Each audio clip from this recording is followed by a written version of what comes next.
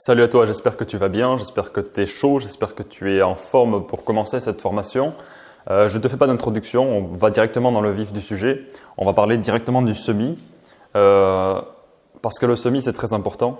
Si tu veux récupérer tes graines et que tu veux tester de nouvelles variétés, alors après libre à toi d'acheter du plant directement en jardinerie, hein. C'est pas une obligation de faire du semis, mais avoir ses bases c'est important. Et on va parler ensuite des deux autres matières qui sont le repiquage et la plantation, des deux autres éléments importants. Et cela, tu pourras y aller directement si tu décides d'acheter ton plant. Voilà. Mais pour ce qui est du semis, le problème c'est qu'on a beaucoup de méthodes qui sont plus ou moins efficaces, qu'on va trouver sur Internet. On va passer des heures à chercher sur Internet ce qui marche et ce qui ne marche pas. Et en fait, pour le savoir, il faut qu'on teste. Et je sais parce que je l'ai déjà essayé. On va tester quelque chose, on va tester des méthodes de germination pour faire pousser nos graines. Et on va se retrouver à perdre une semaine, 2 semaines parce que ça n'aura pas marché, parce que les graines auront pourri, qu'elles ne seront pas sorties. Voilà, donc moi j'ai une méthode, je vais te donner une méthode qui fonctionne parce que je m'en sers tous les jours en tant que professionnel. C'est une méthode où les graines sortent dans 100% des cas, il n'y a jamais aucun souci. Le seul souci qu'on peut avoir, cela vient de la qualité de la graine, c'est la graine qui est responsable et qui est fautive des problèmes. Sinon la méthode en elle-même est pour moi la plus simple et la plus efficace pour faire germer ces graines. Il ne devrait même pas y avoir de mystère autour de ça. Et le problème, c'est que quand on essaye des choses un peu farfelues, qu'on lit un peu partout à droite à gauche sur Internet, que j'ai essayé, eh bien, on va se retrouver, comme je disais, à perdre du temps, mais surtout à perdre de l'argent, parce que les graines, ça coûte cher, le terreau, ça coûte cher. Enfin, on va commencer à perdre tout ce qu'on n'a pas envie de perdre quand on fait du jardin, et surtout du plaisir. Bon, avant de commencer le semis, il faut que tu aies 4 règles en tête, très importantes. Alors la première, c'est que le semis ne se fait que de février à avril. Avant, c'est pas la peine parce que ton plant sera bouffé par les gelées. Si tu le sors, de toute façon, tu ne pourras pas le garder 3 mois à l'intérieur. Et ensuite, pour ce qui est d'avril, ça va être un peu tard.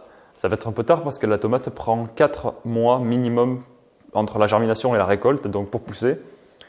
Et il faut compter plus souvent 5 mois parce que les conditions ne sont pas toujours bonnes pendant 4 mois. Donc si tu sèmes tes graines en avril et que tu plantes en mai, voire mi-mai, eh bien, tu pourras récolter tes tomates que vers la fin juillet, voire début août. Et après, ça va être un peu chaud parce qu'après, on va rentrer dans l'automne et il y a les risques déjà de gelée, il y a les risques de pluie qui sont importants si tu sors ta tomate en extérieur, ce que je te conseille. Voilà.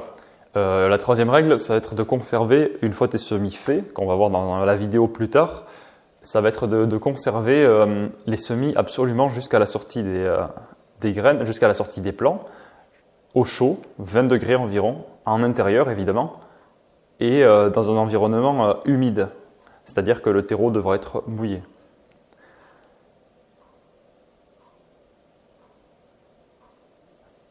Pour ce qui est du matériel, donc ça c'est la 4e règle, mais c'est pas vraiment une règle en fait, c'est plutôt une liste de courses.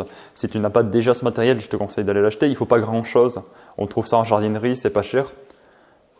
On a le terreau de semis déjà. Donc le terreau, ça va être à base de tourbe ou autre, ou de matière sèche, ou de matière organique. Donc tu vas trouver facilement en jardinerie. Hein, tu demandes du terreau de semis.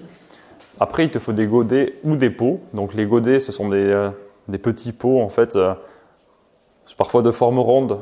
Ça peut être forme carrée, il n'y a aucune importance. Le tout, c'est qu'il ne soit pas trop grand. Ça doit être des petits pots pour les semis. C'est pas la peine de prendre quelque chose de grand. De toute façon, on va le replanter, on va le transplanter après. Donc, je ne sais pas si ça se dit transplanter. Enfin, on va le sortir de là. Donc, il y a juste besoin de l'espace nécessaire pour que la graine sorte.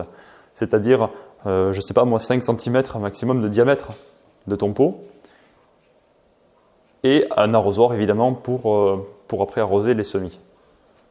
Donc on voit tout ça en vidéo, la manipulation et ce qu'il faut respecter juste maintenant.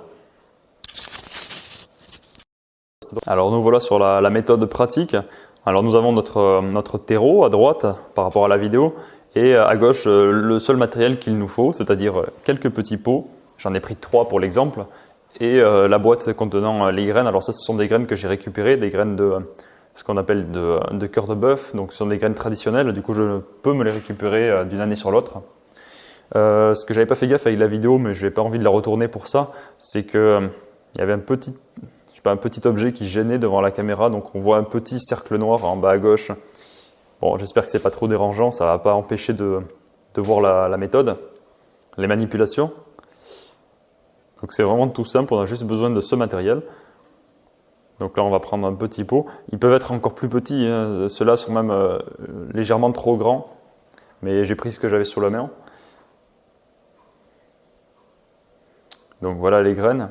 Ça c'est la quantité de graines qu'on peut récupérer sur quelques tomates si on se fait soi-même les graines. Alors, Je fais une parenthèse pour parler des hybrides et de la fécondation en laboratoire de variétés. Donc, une hybride F1, qu'est-ce que c'est? C'est une semence de première génération issue d'un croisement volontaire entre deux variétés qu'on a sélectionnées pour leurs caractéristiques particulières. Par exemple, si on a une variété 1 qui produit des petits fruits rouges et bien charnus, et une variété 2 qui produit des gros fruits jaunes mais qui sont moins bons, on va croiser les deux pour obtenir les caractéristiques qu'on veut et obtenir une génération de graines qui va nous donner des gros fruits rouges et délicieux. Donc ça c'est résumé en gros parce que c'est plus compliqué que ça. Aujourd'hui, les hybrides F1 sont surtout produites pour être plus résistantes, plus précoces et plus productives. Cependant, il est fortement déconseillé de ressemer des graines issues d'hybrides F1 pour la bonne raison qu'elles vont perdre leur avantage, voire même on peut avoir de grosses surprises avec. Elles seront beaucoup moins fiables que leurs parents. Donc pour ceux qui optent pour des hybrides, il vaut mieux les racheter une année sur l'autre et ne pas les ressemer. Ensuite, il existe les variétés dites traditionnelles ou paysannes qui, elles, n'ont pas subi d'hybridation depuis qu'elles existent, ou très peu, et elles conservent leur qualité. Elles vont être peut-être moins résistantes aux maladies, moins productives, et elles n'auront pas les avantages des hybrides, mais elles auront la qualité de pouvoir être ressemées d'une année sur l'autre.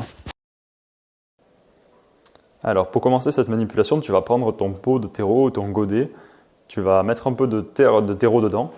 Alors tu peux tasser un petit peu, mais tu n'es pas obligé que ce soit très compact. Légèrement, il faut tasser. Voilà. Alors là, j'ai choisi de le mettre dans un petit support. Évidemment, si tu commences à en faire plusieurs et que tu n'as pas envie de te les trimballer à la main, tu peux les mettre sur un petit support. Alors, personnellement, je préfère remplir d'abord les pots et ensuite semer. Ça m'évite de me perdre et de faire n'importe quoi. C'est pas une obligation, hein, libre à chacun de faire ce qu'il veut. Si tu as envie de semer pot par pot, bah, toi de voir. Alors ensuite, tu prends ta graine de tomate. Voilà, c'est tout petit, donc il faut faire gaffe à ne pas la perdre, à ne pas la faire tomber. Tu vas la mettre au milieu du pot. Comme ça, elle aura le maximum d'espace pour se développer. Tu vas appuyer légèrement dessus. On ne voit peut-être pas assez bien sur la vidéo, mais j'appuie très légèrement dessus juste pour l'enfoncer de quelques millimètres. Tu vas recouvrir légèrement de terreau. Voilà, on appuie un petit peu, on recouvre. Donc tu fais pareil pour tous les semis que tu vas faire. C'est pareil pour toutes les variétés, ne te pose pas de questions. Peu importe les variétés que tu vas faire, c'est la même manipulation. Je vais te dire, c'est même la même manipulation pour tous les légumes, presque à quelques exceptions près. Alors là, l'étape la plus importante, c'est l'arrosage. Tu vas devoir arroser tes semis en évitant au maximum de tout renverser et de tout faire couler avec l'eau. Selon si ton terreau est plus ou moins sec, il va peut-être couler quand tu vas l'arroser. Il va falloir faire attention que la graine ne parte pas, quoi. Ne pas tout défaire, sinon il faut recommencer et en plus on a perdu la graine. Voilà. Et il faut assez arroser, il faut assez imbiber, faire en sorte que le pot soit très humide. Il n'y a pas de risque que ce soit trop. De toute façon, l'eau va s'échapper avec l'évaporation. Et une fois que c'est fait, tu peux le mettre en intérieur. Là, en l'occurrence, je l'ai dans une petite serre de plan. Et tu vas le laisser à 20 degrés au chaud. Et ceci pendant environ une semaine. Si au bout d'une semaine, les graines ne sont pas sorties, bon, ben, je pense que c'est assez foutu. Mais normalement, entre 5 jours et une semaine, ça sort. Voilà, donc on se retrouve après pour la deuxième étape, le repiquage.